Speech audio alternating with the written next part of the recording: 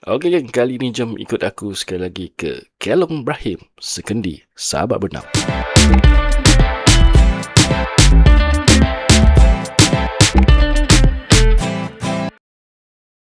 Kita orang sampai ke pantai Sekendi ni dalam awal petang. Tapi nak naik kelong ni dia tak ada jeti. Kita kena naik dari pantai.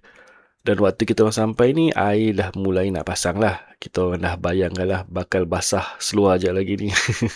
Perjalanan dari pantai nak ke kelong tak berapa lama. Sekejap je sampai. Nak menloading barang tu yang lama. Dan seksa kat lah. Dah sampai kelong, naik kelong macam biasa. Perkara pertama yang kita orang akan buat, kita akan uruskan umpan hidup dulu. Kalau korang nak tips umpan hidup apa yang paling cun nak pakai dekat perairan Sahabat Benam ni, boleh tengok kat link video ni. Atau korang check link lah dekat description. Ataupun boleh juga scroll profile aku. Umpan-umpan ni kita orang tukar air. Kita orang pindah masuk kolam dan bekas. Kemudian kita orang letak kat tempat teduh untuk bagi tahan lama sikit lah. Settle. Jom kita start mancing. Fish on. Aku baru je tengah setting pancing. Brother ni dah dapat strike. Walaupun gelama je tapi boleh tahan tu. Besar saiz. Cantik buat lauk. Ni Brother Pian. Brother Pian ni dia dah lama stop mancing. Ni adalah ikan pertama dia. Lepas 10 tahun dia stop mancing. Otai masih berbisa bro. Kita mancing tu dari petang sampai bawa ke awal malam. Banyaknya dapat ikan gelama, kitang, anak gerut, macam tu je lah. Ikan gerit masih belum nak menjamah umpan. Akhirnya dalam pertengahan malam macam tu lah Abang Rizal strike. Ikan sembilang mat, asam pedas on. Kata Abang Rizal, ini buah mula. Tengok buah mula. Okey, buah mula 9. Dan memang betul, tak lama lepas tu Tok Zul pula, dia strike 9 juga. Boleh tahan juga saiz dia.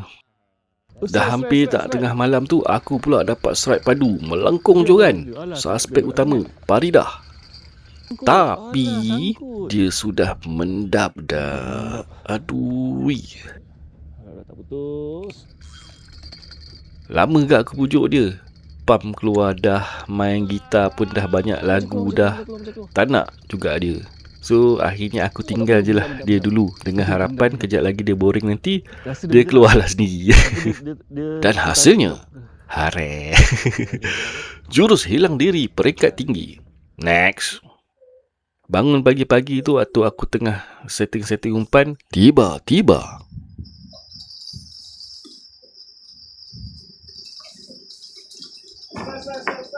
so aku tolonglah secure hook up sekejap. Sambil tu aku panggil lah tuan punya joran. Rupanya joran Abang Rizal.